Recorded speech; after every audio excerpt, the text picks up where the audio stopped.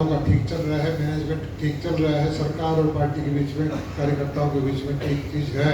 आपकी बात को सरकार तक पहुंचाऊं, सरकार की जो नीतियां हैं, जो काम होंगे वो आप तक पहुंचाऊं।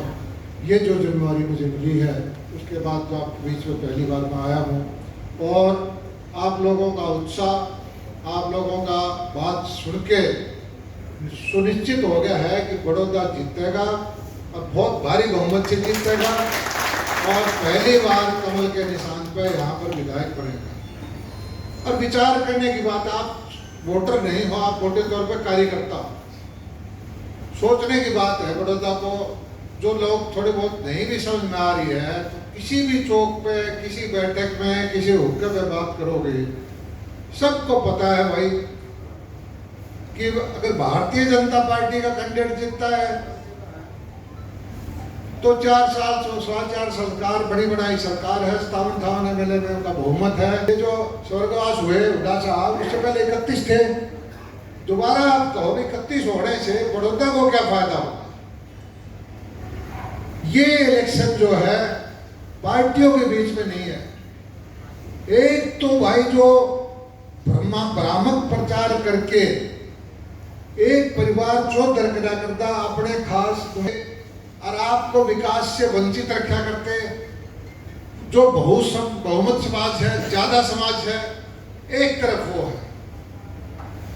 मुझे नहीं लगता कि बड़ौदा के आम नागरिक, बड़ौदा का कमा के खाने वाला बाप और बड़ौदा के कमजोर तबका, जिसको उन चौधरिया से मुक्ति मिलके उनके गरीब बच्चों को नौकरी मिली है, बिना सिपाही खर्चा पर्चा के उनके नौकरी लगे हैं, विकास जो हो रहे हैं उनकी मांग पर हो रहे हैं।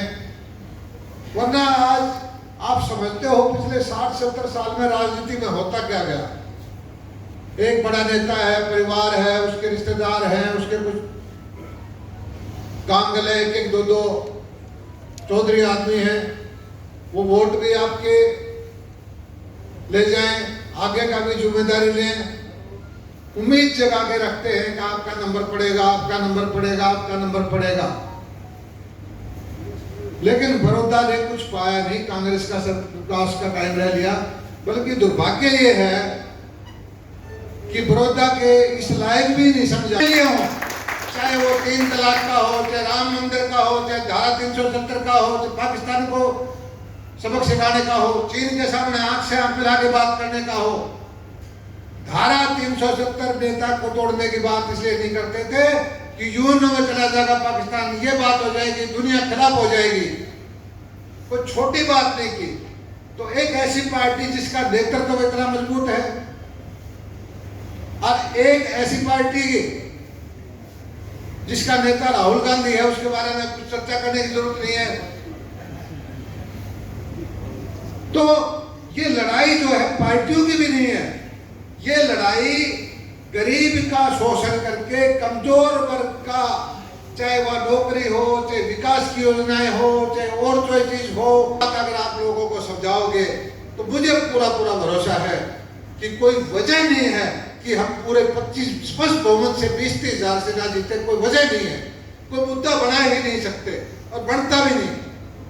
हमारे किसी भी तरह की नीतियों को देखो, चाहे किसान की बात है, आज सारा ध्यान हमारे प्रधानमंत्री का, हम ये सोच रहे हैं मंडिया में फेल नहीं होने देंगे, मंडी में चलाएंगे और ये मंडी शहर का सबसे बढ़िया बाजार होगा और किसान को छूट देंगे। तेरे को अच्छा भाव मंडी में मिलता है तो मंडी में भेज, और तो कोई सवा रेट बाहर दे है, कोई कंपनी वाला दे है, कोई प्रोसेसिंग वाला दे है, कोई चावल वाला दे है, तो आप बाहर बेचो। इसी तरह से दूध की बात हो, मछली पालन की बात हो, फूड प्रोसेसिंग की बात हो, हमने एक स्कीम बढ़ा रखी है बड़ौदा हल्के के, आपको नहीं बताता हूं, पता नहीं होगा। 15 दिन के अंदर 10,000 फार्म भरवाए हैं गरीब आदमी के, बिना जमीन गिरवी रखे। एक गाय, एक भैंस या बकरी या भेड़ 4% ब्याज पे 1,60,000 रुपए तक का पैसा बगैर पूंजी।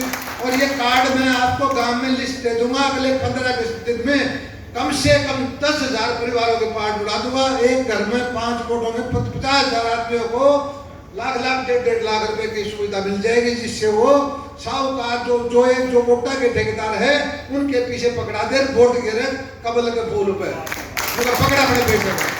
हमें पता है कि दबा के भी रखते हैं, पूंजी दे देते हैं, साहूकार का दबाव है तो सारे साहूकार दबाव से मुक्त कर देगा।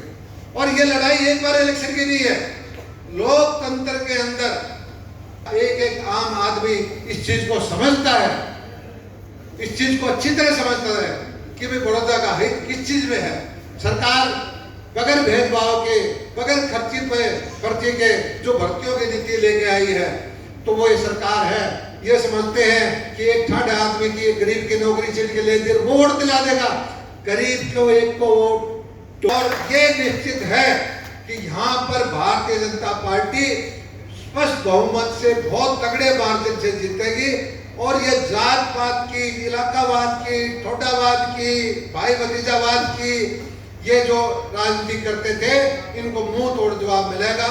और ये जो इतनी तगड़ी टीम बैठी है, आज आपसे पहले पूरे प्रदेश के 150-200 समूह थे, हमारे विस्तारक थे, आप आपने थोड़ी सी चीज में देर में इतने जबरदस्त बड़ौदा भी जीतेगा।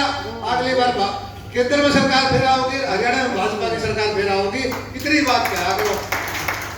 और उनको सबसे पहले तो ये कह दिया तो कि भैया ऐसे बताओ तो सारा देश में शासन चलेगा क्या है, गांव का चौक बनो नहीं क्या लेगा, मैं रावण बनाना चाहूँ, इतना डिफेंसिव हो जाएगा। तो आप अग्रेसिव होकर प्रचार करो। बिल्कुल काम जहाँ तक बात है, सारी की सारी सड़कें मंजूर कर देंगे, गलियां सारी ठीक कर देंगे, खंबे को टूटा हुआ है, कोई चीज है, कोई बैकवर्ड समाज की धर्मशाला है, कोई वाल्मीकि की है, कोई और दूसरी कैसी की है, सारे काम हमने लिस्ट आपके 3000 कामों की लिस्ट आ गई, सारे काम होंगे, सारा प्रशासन लगा हुआ है। आपको 15-20 दिन में पता चल जाएगा कि कोई गांव से काम जाओगे तो हर जगह आपको काम दिखाई देगा। और लोग जो हैं आपको खुद पता लग जाएगा कि लोगों में साफ आवाज आ जाएगी कि बड़ौदा के अंदर 100% भारतीय जनता पार्टी का कैंडिडेट जीतेगा और बाकी सबकी जबान जब्त होगी। धन्यवाद।